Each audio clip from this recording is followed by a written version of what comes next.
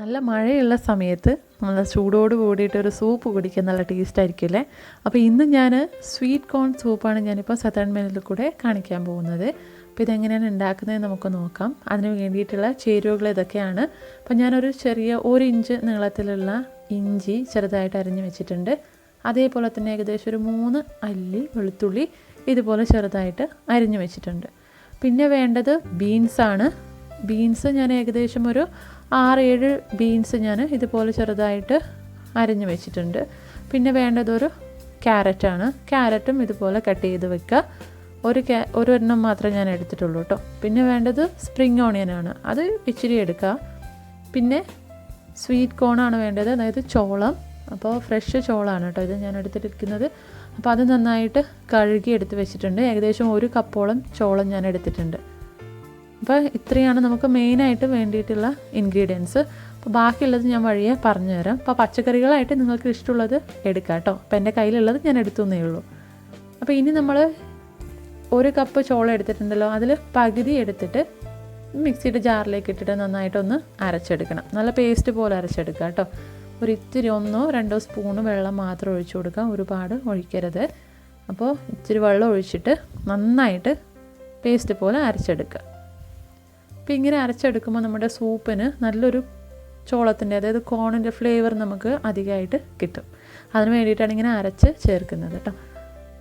അപ്പോൾ ഇനി നമ്മളൊരു പാത്രം ചൂടാക്കാൻ വയ്ക്കുക. ചൂടായ പാത്രത്തിലേക്ക് ഏകദേശം 1/2 ടേബിൾ സ്പൂണോളം ബട്ടർ ചേർത്ത് കൊടുക്കുക.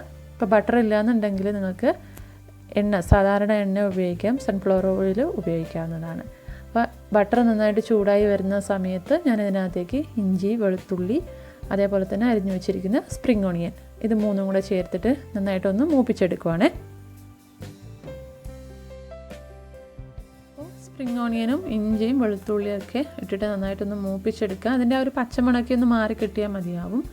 നിങ്ങൾക്ക് ബട്ടർ ഇല്ലയെന്നുണ്ടെങ്കിൽ ഏകദേശം ഒരു 1/2 സ്പൂണ് നെയ്യ് വേണമെങ്കിൽ കൂടെ ചേർക്കുക കേട്ടോ. എണ്ണ, നെയ്യ് അല്ലെങ്കിൽ ബട്ടർ ചേർത്ത് കൊടുക്കാവുന്നതാണ്.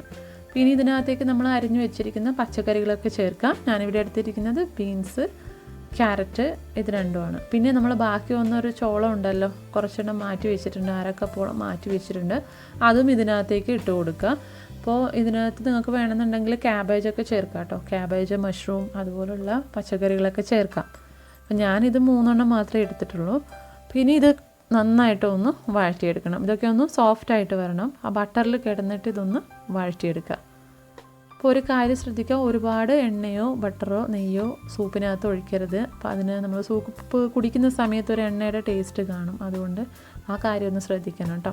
അപ്പോൾ നമ്മുടെ പച്ചക്കറികളൊക്കെ നന്നായിട്ടൊന്ന് വഴണ്ട് വന്നിട്ടുണ്ട്, ഒന്ന് സോഫ്റ്റായി വന്നിട്ടുണ്ട്. ഇനി ഇതിനകത്തേക്ക് നമ്മൾ അരച്ചു വെച്ചിരിക്കുന്ന കോണുണ്ടല്ലോ, അത് ഇതിനകത്തേക്ക് ചേർത്ത് കൊടുക്കുക. അപ്പോൾ ചേർക്കുന്ന സമയത്ത് ഒരു കാര്യം ശ്രദ്ധിക്കുക, ഫ്ലെയിം നന്നായിട്ട് കുറച്ച് വെക്കുക കേട്ടോ, ഇല്ലാന്നുണ്ടെങ്കിൽ പെട്ടെന്ന് അടിയിൽ പിടിക്കും.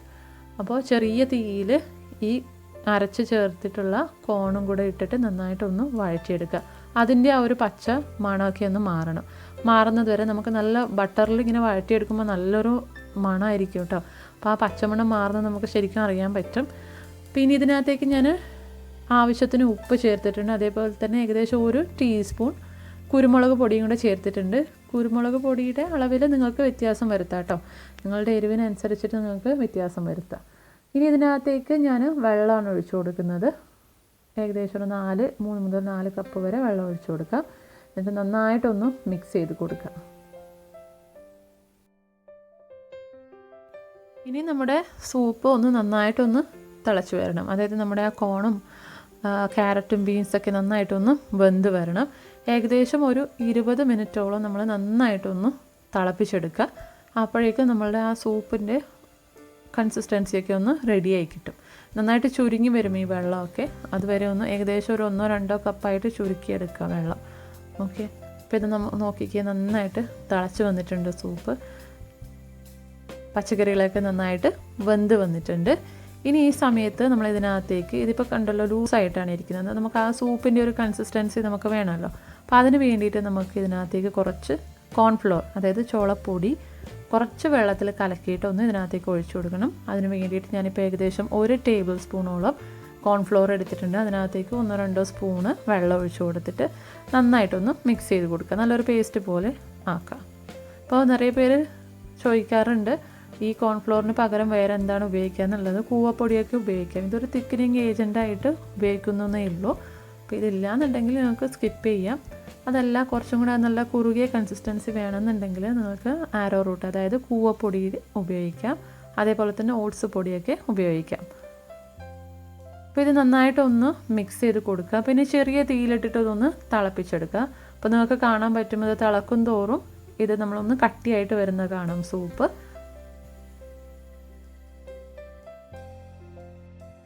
അപ്പോൾ ഈ കോൺഫ്ലോർ ഇട്ടിട്ടുള്ള വെള്ളം ഉണ്ടല്ലോ, നമ്മളത് ചേർത്തില്ല എന്ന് വിചാരിച്ചാൽ അതിൻ്റെ ടേസ്റ്റിനൊന്നും വ്യത്യാസം ഉണ്ടാവില്ല കേട്ടോ. അപ്പോൾ അതൊന്നും ആരും പേടിക്കണ്ട. അപ്പോൾ ഇല്ലയെന്നുണ്ടെങ്കിൽ അത് സ്കിപ്പ് ചെയ്യാവുന്നതാണ്. അപ്പോൾ ഇത് നോക്കിക്കേ, നമ്മുടെ സൂപ്പ് നന്നായിട്ട് ഒന്ന് കുറുകി വന്നിട്ടുണ്ട്. കണ്ടില്ലേ, ആ സൂപ്പിൻ്റെ ഒരു കൺസിസ്റ്റൻസി വന്നിട്ടുണ്ട്. അപ്പോൾ നമ്മുടെ ടേസ്റ്റി ആയിട്ടുള്ള സ്വീറ്റ് കോൺ സൂപ്പ് ഇവിടെ റെഡി ആയിട്ടുണ്ട്. അപ്പോൾ നിങ്ങൾ ഈ സമയത്തൊന്ന് ടേസ്റ്റ് ചെയ്ത് നോക്കുക. ഉപ്പ് ഇല്ലയെന്നുണ്ടെങ്കിൽ ഒന്ന് ചേർക്കുക. അതേപോലെ തന്നെ എരിവ് വേണമെന്നുണ്ടെങ്കിൽ കുരുമുളക് പൊടി ചേർക്കുക കേട്ടോ. അപ്പോൾ നമ്മുടെ സൂപ്പ് റെഡി ആയിട്ടുണ്ട്. അപ്പോൾ ഇതെല്ലാവരും ഒന്ന് ട്രൈ ചെയ്ത് നോക്കിയിട്ട് നിങ്ങളുടെ അഭിപ്രായങ്ങളൊക്കെ പറയാം കേട്ടോ.